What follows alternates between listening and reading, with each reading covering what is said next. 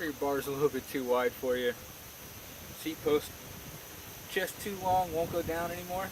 Hang tight, I'm going to show you the easy way that I trim down my handlebars and my seat post.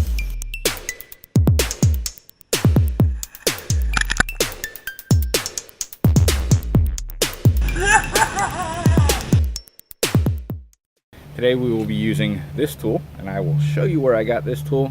This is the tool that I had. It works pretty good for most projects, but this will do them all.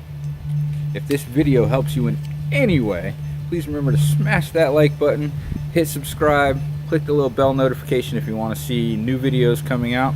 And without further ado, let's get the show on the road. Alright, our first stop for the quest for shorter bars for some strange reason, or shorter seat post, is the Home Despot. You'd think I know my way around here by now. So, here we are. This is typically, probably not this one. You can probably find one, but this is one that I usually use, but price is a little high for me, so we are going to make one more stop. Actually, those aren't too bad, but that leaves us with 1 1/8, which typically will not cut a steer tube or large seat post. Alright, so the price on those was a little bit higher than I'd like, so I am going to make one more stop because I happen to have a Harbor Freight nearby.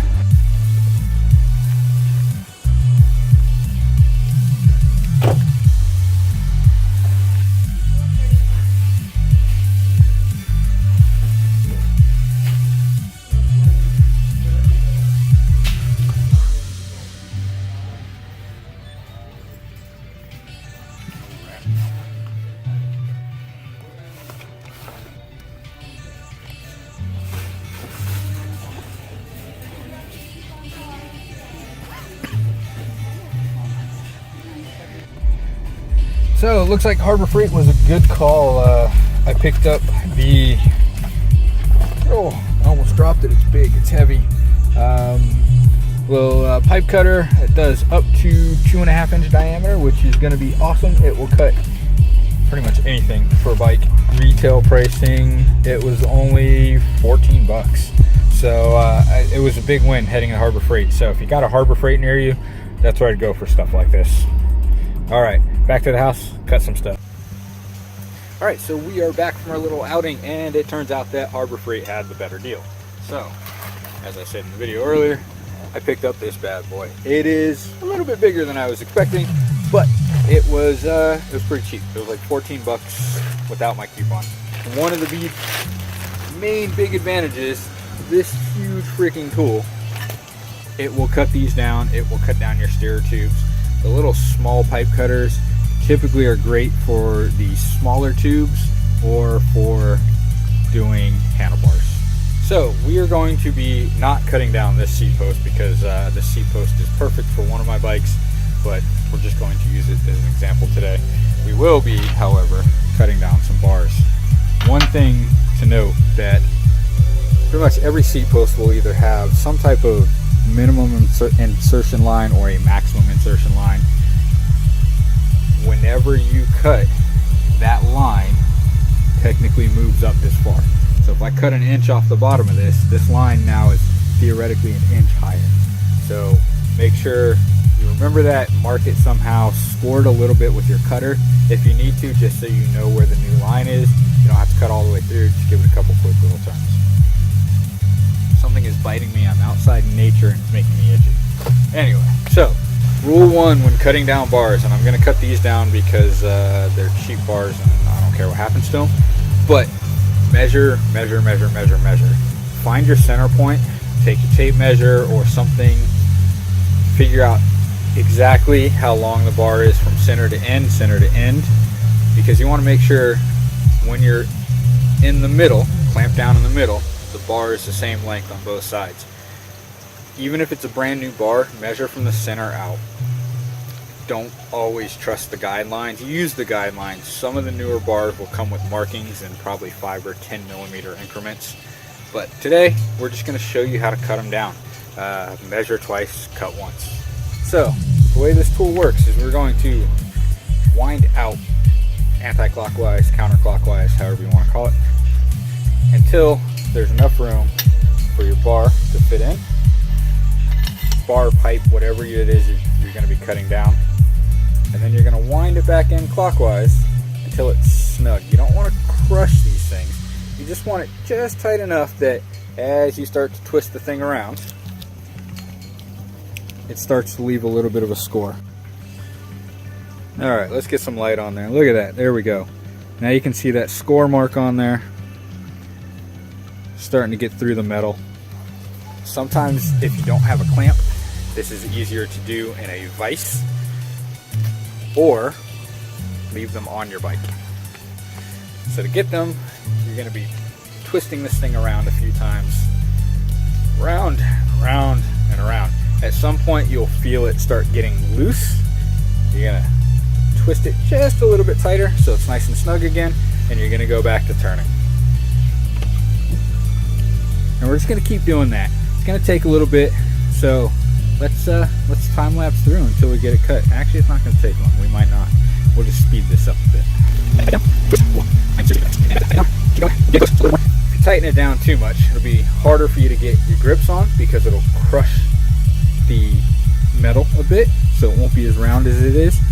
And if you're doing a seat post, it may not go into the seat tube, so you may have to either recut it or file it down some and get the rough edges off. But if you take your time and you only do little twists at a time, as it starts getting really loose inside the cutter, it should be perfect. You could just grab it and start swinging it around, but there's a good chance I'll smack my tripod or destroy my gimbal, which I don't want to do. We're getting close. It's getting pretty deep. It's a good little notch in here. My camera doesn't like to autofocus, but we're almost there. I can feel it. A few more turns. Sometimes it's easier to turn the tool. In my case, it's not, because I have nothing to really hold the bar in place. Oh, nope, there it goes. So sometimes when I use the tool, you can tighten it down quickly as you go. But in this case, it's a little tricky. So close. I can feel it. I can feel it. It's exhausting. One of the disadvantages of a new tool is I've got to clean off there's coating on the cutting wheel. So that's kind of getting cleaned as I'm cutting. We're getting close. Man, this is a really thick bar. Hope you guys love me for this one.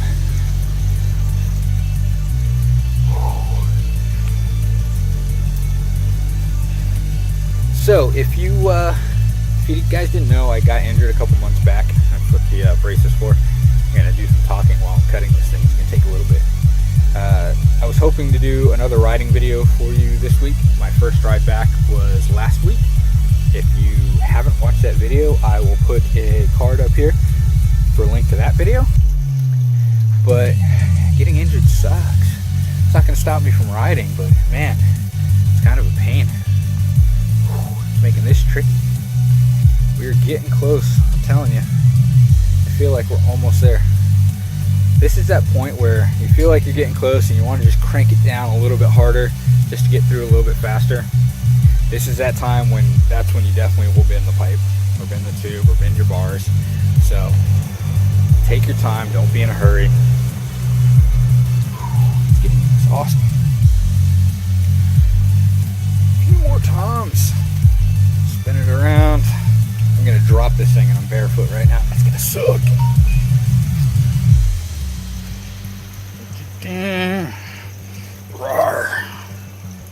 Oh. Man, this is a really thick bar. We're gonna have to fast forward through some of this. Don't do that. Ooh, we're starting to see some score marks on the inside. We're getting close.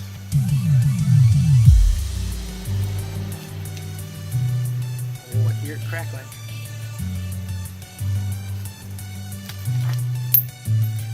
Success. And we are through. So what's really nice is if you do it right, it's got a nice kind of tapered edge to it. So a quick little tip, when my cutters kind of crushed a little bit of aluminum on the bars, you want to clean that up, take your cut piece and just scrape it off from the end. Same thing across the top. Clean off those rough edges. And boom, you're ready to go. Ready to hit the trails with your new shorter bars and or C-posts. So a couple quick tips. You can do that with a hacksaw. The problem with a hacksaw is you're going to have very rough edges, so you'll need to sand it down after. So the pipe cutter is probably the best idea for cutting your bar or your C-post. Pipe cutter works for aluminum parts pretty much exclusively. You can do it with steel parts. Steel parts will probably take as long as it did on that one. Sorry about that. I was not expecting it to take that long. But new parts, so always a learning curve. Looking for one more thing for another project, but it's not for you guys, it's for me. So, if you have carbon bars, do not use that tool. Do not use a pipe cutter. Get a carbon specific hacksaw blade, and if possible, take it to a shop. They probably have a vise and a cutting tool, a cutting guide for carbon parts. It's highly recommended that you do that. You don't want your carbon to splinter, it does suck. So this cutting technique is for alloy bars, so steel alloy or aluminum alloy bars and C-post only. Do not try this with carbon. It will end up very messy and very expensive down the road. If you guys would like for me to attempt to do that with a carbon bar, let me know in the comments down below. I have a carbon bar that I'm willing to sacrifice to the cause. So hopefully that video helped you guys out. If you have any questions about different ways to do this, feel free to always ask me in the comments below. Anytime you have questions, just drop me a line in the comments. I typically answer stuff within the first few hours. I will answer anytime. When I see it pop up on my feed, I answer them. So hopefully that helps. Hopefully that gets you past the fear of cutting stuff.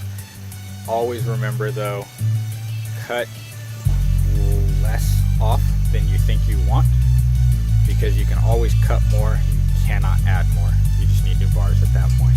Yes, there are little add-on things. We're not talking about that. I wouldn't recommend those for many people, especially if you ride the way I do. I would kill myself more than I already have doing it that way. And my hair's a mess today. I'm like, I can see my own hair in the reflection of the sun. So hopefully that helped. If you want to watch some stuff from Grapefruit Trail, there will be a video up here. If you want to watch the Bailey playlist and hopefully the crash footage coming soon, that will be up here. And as always, click that subscribe button right in the middle. Give me a thumbs up if you like this video, if it helped you at all.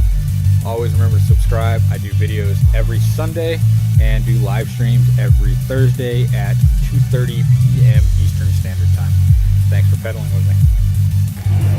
Okay, well, this is what I got for my other project. If you want to see what that is, I'm going to leave a link to my other channel up in the description. It will probably not be posted till later on this week, but you can go check that out. I've got some photos that will be going up on my other Instagram, which I'll leave a link for that in the description.